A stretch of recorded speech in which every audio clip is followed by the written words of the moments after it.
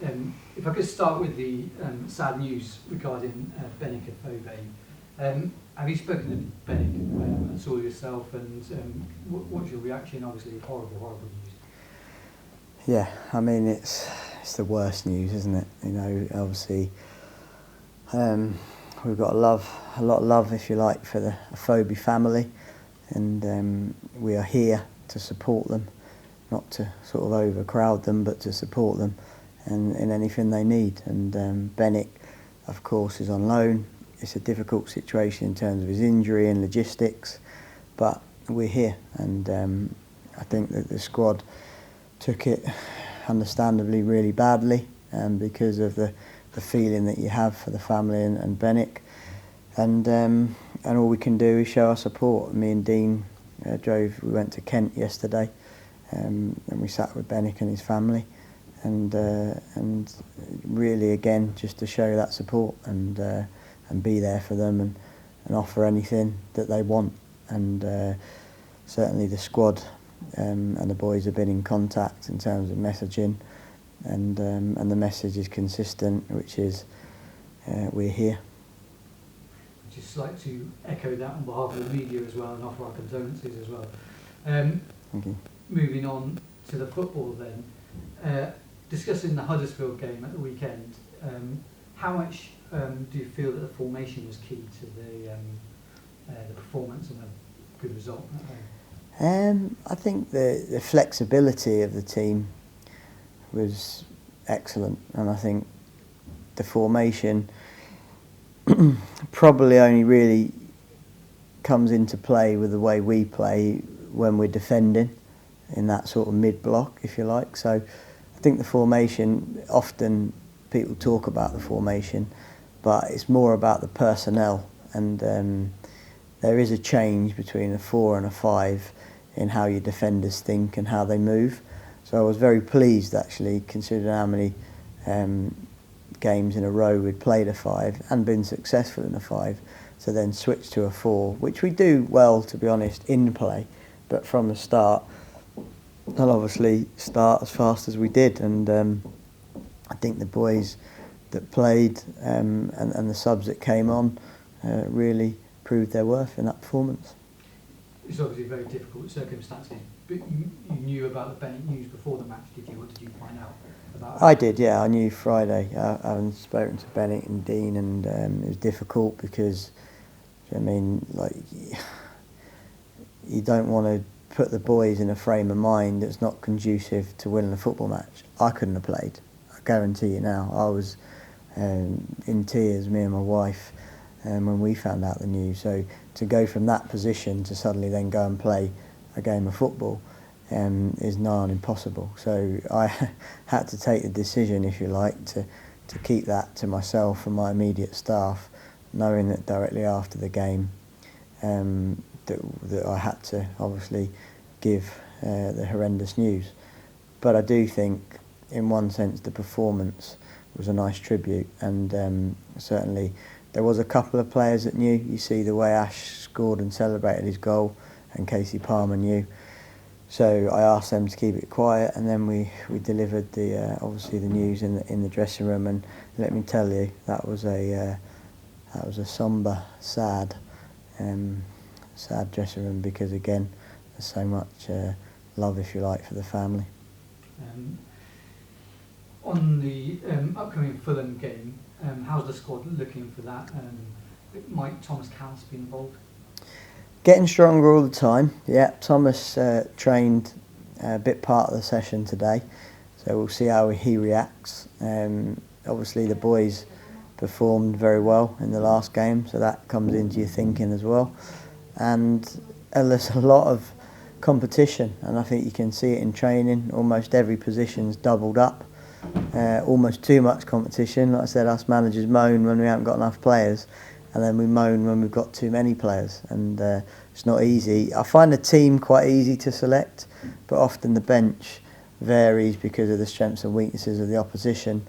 But also that's the bit that becomes difficult, because it's very hard to explain to a player, look, I don't need a right back or a left back on the pitch, on the bench today, because there's certain areas that I feel we can exploit further up the pitch, because a player wants consistency in selection. So the team, very, very easy for me.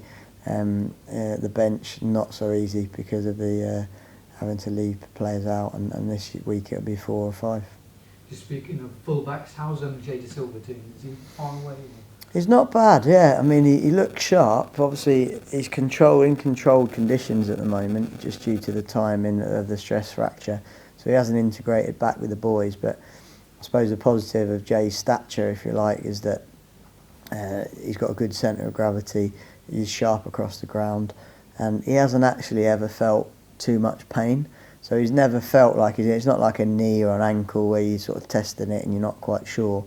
The stress fracture didn't even really hurt him, it was just an ache, and we found out it was a stress fracture, and then since then he hasn't had pain. So I think he'll be chomping at the bit, and I expect him, once he's integrated with the squad, to be ready, I think, pretty quickly.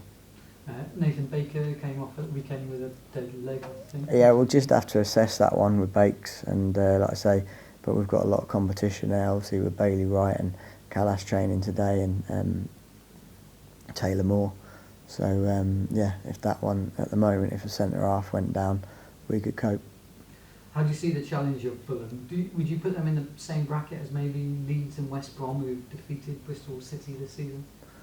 Yeah, I think so. I think in terms of like the quality, they've got proven sort of championship promotion players, haven't they? All over the pitch and back up. So I think you've got to look at the Fulham side, and it's interesting because obviously the quality that they've got in the forward areas, and it's almost conducive to winning the to winning the championship, but then probably slightly off balance considering you won't have as much as the ball if you went to the Premier League, and that's probably what they found last year. So I think that Fulham has always been a great place to play. We've had some decent results in there in recent history, and obviously we travel well to West London, so I think the fans enjoy a day out, whether it be QPR or Fulham, up on the train, a few bevies, and hopefully enjoy a good performance.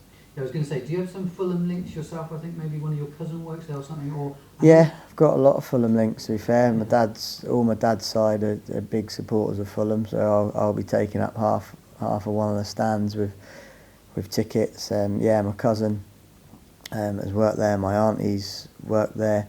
So still people in the academy that are related. So yeah, a lot of links, and like I say, most Johnsons are Fulham fans. Yeah, I was going to say actually. I was going to ask the same thing.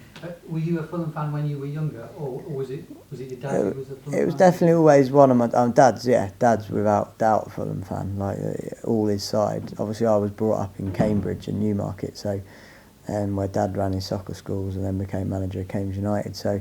Of course, naturally, your family almost try and force you onto a football team. But for me, it was one of the teams that I watched closely. But I was at Arsenal as a kid, so it was Arsenal was my sort of number one side, and then probably my dad's side sort of number two, and then Fulham was sort of the next result that we all look for. City obviously come up against Joe Bryan and Bobby Reid this weekend. Have you spoken to either of the players since they left the club here? Yeah. I've spoken a few times actually. Yeah, Bobby, just to congratulate him, for example, his first Premier League goal and certain scenarios like that. And Joe, actually, we were trying to meet up for a coffee pretty much all summer, and our diaries just didn't sort of connect in the end. But I got a lot of respect for the two players, and another player as well that I managed in Alfie Mawson, who was my captain at Barnsley after signing him from Brentford. So yeah, I think that I'm pleased that they're at a good club performing at a high level week in, week out. They've all had their shot at the Premier League, and obviously though, you know what I mean, you go in there, those personal relationships or those friendships, both for our players and myself, will wait till after the game, and at that point, win, lose or draw, we'll make sure that we shake their hand and have a drink, whatever that drink may be. Just finally, regarding the upcoming January transfer window, you kind of hinted after the Cardiff game that you might like to bring in a couple of players. Is that right? Is that how you see it? I think you're always looking to to bring in the boost, if you know what I mean, that boost of quality. What we don't need to bring in is a body just for the numbers. We've got enough numbers. We've got players like Sammy Smodic training well every day, chomping at the bit, waiting for his chance, and I'm sure he'll get it. There's a lot of games coming up, Christmas, early January, and at that point the squad and the depth of the squad is going to be really important, and you see the clubs that haven't quite got the depth, like Charlton Start, for example, and now the run that they've had is generally down to the injuries that they've got, and that's where I think the bigger clubs, commas in the division, can cope, because like West Brom, just to give you a good example, can pull like one player out of the team and put another one in, and the actual strength of the side doesn't really get reduced. So we're getting to that point now as well, both through development and obviously cohesion and understanding. So yeah, we're strong, but there's still a couple of positions that I'd like to improve. And in looking to do that, is it possible that any of the loanees could return from elsewhere, the likes of Jamie Patterson at Derby? I think everything's on the table. Obviously there is a clause in Jamie's loan that we can recall him, or that they can opt not to take him. He's played for us, he's played for Derby, so there's nowhere else to go, if you like, but us and Derby. And I'd have no fears or qualms about bringing Jamie Patterson back into the group. You know, he went originally because it was an opportunity when I couldn't quite offer as many starts as he would have wanted, given the fact that he'd been here for 3 years and been a key part. So obviously if he comes back, it's certainly a good player to go into the last few games of the season with. Just last one, Max O'Leary facing him in the FA Cup against Shrewsbury Town. Could he feature in that game for the Shrews, or is it? No, he won't be featuring in that game, that's for sure. You can't play against your parent club. Lee, just wanted to ask, we mentioned there the away form. I just wanted to know, well, not what the secret is, but why is the away form so good? Is it just the stuff on the pitch, or how do the preparations go for those away games to make it so important for you? I think preparation is important, for sure. I think we've been quite even, to be honest, in terms of, be interesting, I haven't done the stats, but over the last couple of years, like the difference sort of between the home and away stuff. I think probably mentally we think that our away form has been better, but I don't know if that's actually fact. Just because you expect to win at home, if you know what I mean, and almost don't expect to win away, which I think the consistency of our methodology is important in the way that we play, because inevitably it's only environment, which is an external force, external factor, to the way you play, and how that would influence probably the mind and the mind only.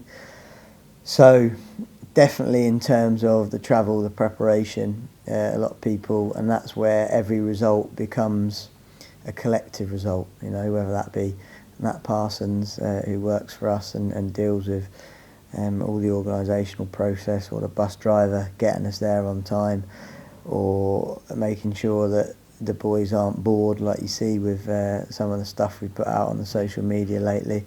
Like, all these little things go into it to make sure that the players are talking, they're not over relaxed, and they're in the right mental state to go and perform, whether that be home or away. And finally, just Saturday is such a big game, not just, you know, you want to win obviously to increase the position in the table, but also is it important to get a win against someone in the top six? Because at the moment obviously it's 2 draws against Preston and Nottingham Forest, and a couple of losses against West Brom and Leeds. So is it important for you to get a win against Fulham and just showcase to the rest of the top 6, you know, we're here to stay? Yeah, we're certainly going there to win the game. No part of our communication or mindset has been or would be at this stage to go and draw, if you like, and take the point that you've got at the start of the game. So yeah, I think that, of course, any win's a statement in this division, and what you've got to do is stay consistent, and I think generally we've done that. I think West Brom blew us apart on patches and spells in the game, and Leeds caught us at a bad time, or a good time for them, bad time for us. But if we played Leeds and West Brom again tomorrow, I wouldn't feel that we wouldn't be competitive, if you know what I mean. So again, Fulham presents us with another opportunity to sort of stake the claim, if you like, for that top 6 berth, and obviously the top 2 look like pulling away at the moment, and that's key to be able to rein them back in as well. Thank you very Okay. much. Cheers. Cheers.